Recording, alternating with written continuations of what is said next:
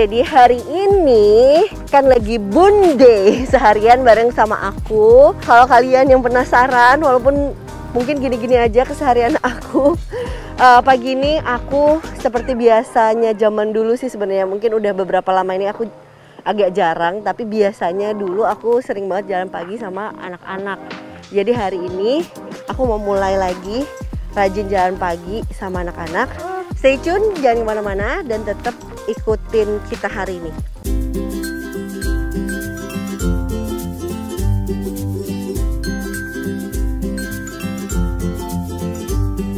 Mbak So mau kemana sayang? Turun, tangannya pindahin sini ya. Tangan sebelah pindah sini, kakinya satu ke bawah, satu lagi ke bawah. Iya.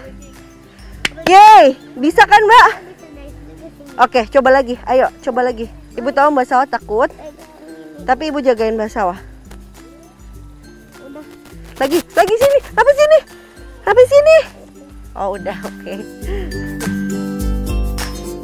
Jadi Besti, gitulah kalau pagi-pagi riweuh gitu ya. Jadi aku setiap hari minimal itu setengah jam ada waktu yang berkualitas sama anak. Bentuknya bisa macam-macam, yang penting anak bisa ngerasa connected sama aku. Aku pun benar-benar hadir buat anak, dan itu sebenarnya membangun bonding yang baik sama anak, attachment yang positif juga. Jadi anak-anak merasa aman juga, merasa nyaman habis itu untuk mengeksplor lingkungannya dan mengisi kayak cangkir cintanya anak gitu. Mereka tetap merasa dicintai sepanjang hari. Tadi juga dalam beberapa kegiatan sempat kelihatan kalau Ansara tuh masih cemas untuk naik sesuatu yang tinggi. Mungkin karena dia udah bisa berpikir dan mengira-ngira ke depannya apa yang akan terjadi, dia lebih banyak takutnya. Tapi nggak apa-apa, pelan-pelan. Tadi pasti kasih tahu step-stepnya, ternyata dia udah mulai bisa walaupun dia belum mau coba lagi, nggak apa-apa. Kita bisa main di sini lagi besok-besok. Oke? Jadi sekarang kita ke rumah karena kita mau nganterin Mbak Sawah sekolah. Yuk. Oke, hati-hati ya Mbak. Hati-hati Misya. Assalamualaikum. Waalaikumsalam. Bye-bye Uni. Oke. Oh, kiss dulu. Bye-bye. Bye-bye gimana? Oh, bye-bye gimana Bapak? Jadi sekarang kita mau berangkat ke sekolah. Kita ada Misya juga, sahabatnya Mbak Sawah. Seneng nggak Mbak Sawah? Oh, aduh. Misya sama Ansara kalau di sekolah biasanya main apa sih? Main masak-masak. Oh, main masak-masakan. Biasanya masak apa sih di sekolah? Masak mie. Masak mie. Sama cupcake. Oh, sama cupcake. Kalau misalkan dilihat-lihat, didengerin dari tadi, aku kebanyakan ngobrol sama Mbak Sawah sama adek gitu. Mungkin kadang-kadang jadi orang tua kita juga suka bingung ya, ngajak ngobrol anak tuh kayak gimana. Tapi kalau aku tuh kadang-kadang emang susah sih buat ngejelasin sampai anak ngerti gitu, karena bahasanya kan, kemampuan bahasa mereka beda sama orang tua. Aku biasanya mempercayakan aja ke mereka kalau mereka ngerti, dan mempercayakan juga ke mereka kalau mereka nggak ngerti atau nggak paham, mereka akan nanya ke aku. Cara mulai ngobrolnya juga biasanya aku nanya yang sehari-hari aja sih, atau apapun experience yang mereka lagi lakukan gitu. Misalkan mereka lagi makan ya, aku tanya, Mbak Sawah ini apa sih di mulut rasanya? Keras. Oh, keras. Kalau digigit. Kalau digigit keras. Oh. Iya, keras. Emang keras. Oh, emang keras aja. Rasanya apa? Manis. Manis. Ini apa sih, Mbak? Pisang. Pisang diapain ini? Nggak tahu, ini punya Mbak Nur. Oh, tapi ini punya Mbak Nur. Jadi aku sih biasanya lebih nanya pengalamannya mereka, terus perasaannya, terus apa aja yang dilakukan. Misalkan mereka punya kecenderungan untuk jawab enggak atau lupa, biasanya aku puter lagi tuh pertanyaannya. Misalnya kalau misalkan aku tanya, Mbak Sawah tadi ngapain aja di sekolah, mungkin terlalu banyak gitu yang harus dijawab untuk dirangkum jadi satu kalimat yang dia juga bingung. Biasanya aku pecah-pecah pertanyaannya, misalkan kalau pas pagi Mbak Sawah duduknya sebelah Misya ya? Enggak, duduknya sebelah siapa, nanti dia lebih gampang cerita. Atau misalnya Mbak Sawah tadi pas ngegambar paling sering pegang pensil warna apa? Nah, mulai dari situ nanti ada lagi cerita-cerita baru gitu. Makasih.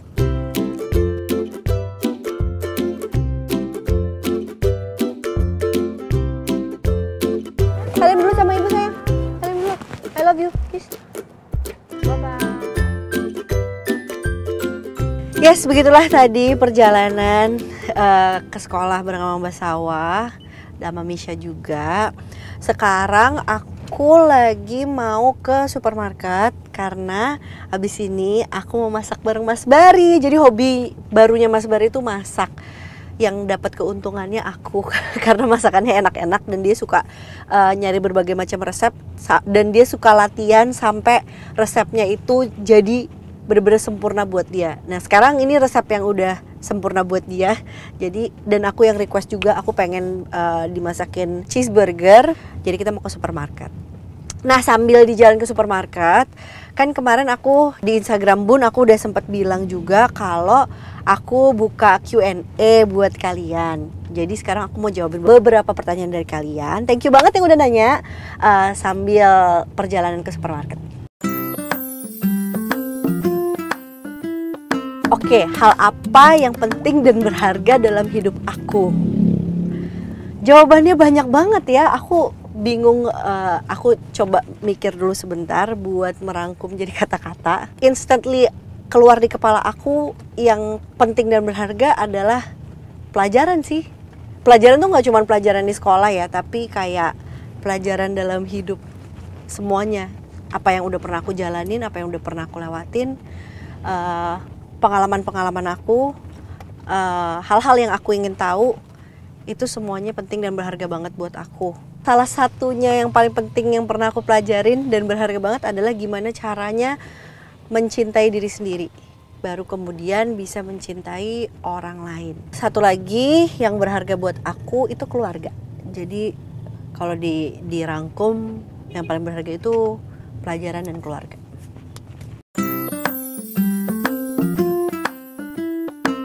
Oke. Kalau dibilang nggak pernah minder salah total. Aku kayaknya seumur hidup kebanyakan mindernya gitu ya dibanding enggak. Tapi zaman dulu sampai mungkin aku beberapa tahun ke belakang itu aku lebih banyak mindernya gitu. Aku ngerasa, aku sering banget ngerasa kurang, jadinya nggak percaya diri. Kalau misalkan ngobrol sama orang, rasanya kayak aku tuh selalu meng-highlight kekurangan aku yang bikin aku jadi takut dinilai sama orang, takut takut merasa aku tuh serendah apa yang aku pikirkan tentang diri aku sendiri, ngerti gak sih? Gitu. Sekarang mungkin gak seminder itu, tapi masih ada lah sedikit-sedikit kadang-kadang masih suka keluar juga mindernya. Tapi sekarang aku mungkin lebih percaya diri karena aku udah lebih jarang mikirin omongan orang.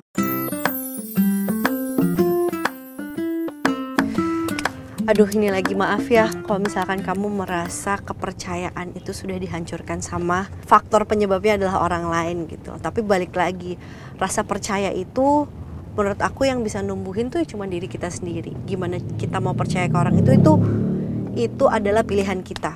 Memang sih lukanya dari orang lain tuh ibaratnya kayak mengingatkan kita sama luka yang udah pernah ada dan itu rasanya nggak nyaman. Jadi kalau misalkan kita mau percaya lagi sama orang, balik lagi kita percayain dulu ke diri kita sendiri. Batasan kita sampai mau sampai mana sih percaya sama orang itu? Karena percaya tuh bisa jadi kita percaya semuanya 100%, tapi kan ada beberapa hal yang bisa kita jagain juga dari diri kita. Misalnya di hubungan percintaan gitu, kita bisa percaya sampai mana sih sama orang ini? Mungkin dengan pendekatan yang lebih dalam, mungkin dengan kenalan sama orang lain lebih dalam, kita lebih banyak luangin waktu untuk kenal satu sama lain, kita juga kenal sama lingkungannya dan keluarganya, bikin kita akan lebih mudah percaya karena kita udah merasa aman sama orang yang kita lagi deket gitu. Karena kalau misalkan kita buru-buru, aduh gue langsung pengen percaya nih sama orang lain, kemarin gue habis dikhianati, tenang, sabar dulu.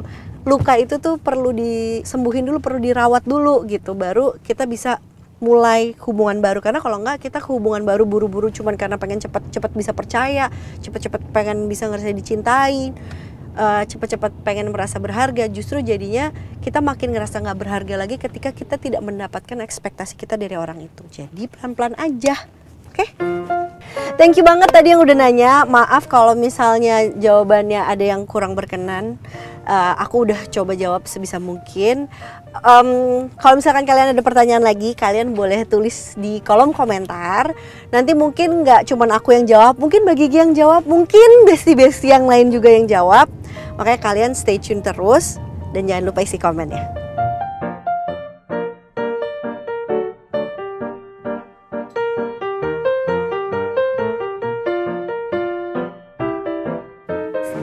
Jadi sekarang kita mau belanja bahan-bahannya sedikit yang nggak ada di rumah. Sama titipan susnya anak-anak buat masakin anak-anak. Sekalian ya, ntar aku cek lagi.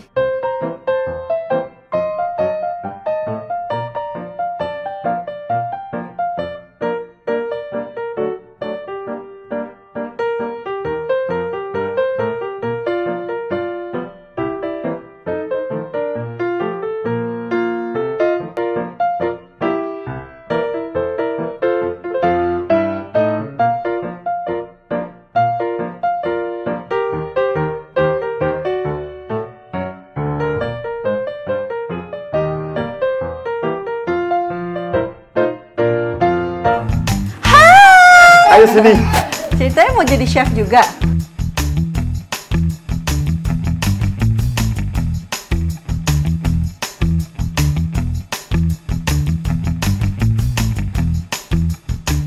Yang paling, kalau ditanya yang paling itu adalah Caca menjadi ibu. Itu sesuatu yang sangat gue kagumi. Wow, terima kasih loh atas pujiannya.